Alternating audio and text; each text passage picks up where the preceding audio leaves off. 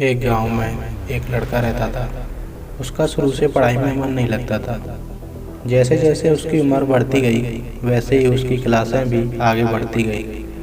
जब वह 10th class में आ जाता है तो वह थोड़ी बहुत पढ़ाई भी करता है, पर उसका पढ़ाई में मन नहीं लगता है क्योंकि पढ़ाई 2-3 दिन में नहीं आ जाती है। उसके लिए शांत मन से तपस्या करनी होती है, पर वह ऐसा कुछ नहीं करता था और स्कूल आते जाते लड़कियों से बदतमीजी से बात करना और उनके साथ गलत व्यवहार करना, ऐसा उसका चरित्र था।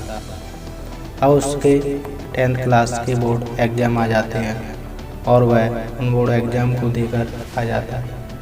फिर 2-3 महीने बाद उसका रिजल्ट खुल जाता है तो उसके मार्क्स 45% होते हैं।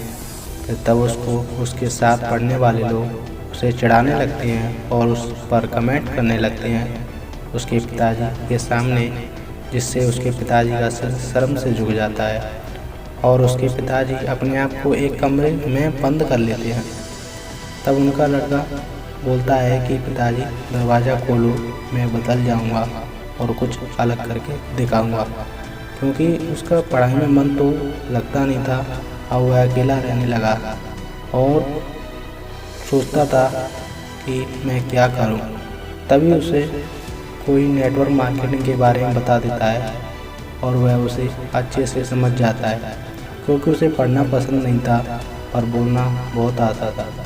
तो उसने लोगों को नेटवर्क के बारे में समझाने लगा और उसमें खुद भी ज्वाइन हुआ और इसी प्रकार उससे बहुत से लोग जुड़ गए और एक बड़ा नेटवर्क बना लिया। अब लाखों रुपए अर्न कर रहा है नेटवर्क मार्केट से और उसने अभी प्रेजेंट में बलेनो कार ली है। अब वह करोड़पति है। क्या हुआ अगर आपका एक दरवाज़ा बंद है तो लाखों रास्ते हैं अमीर इंसान बनने के।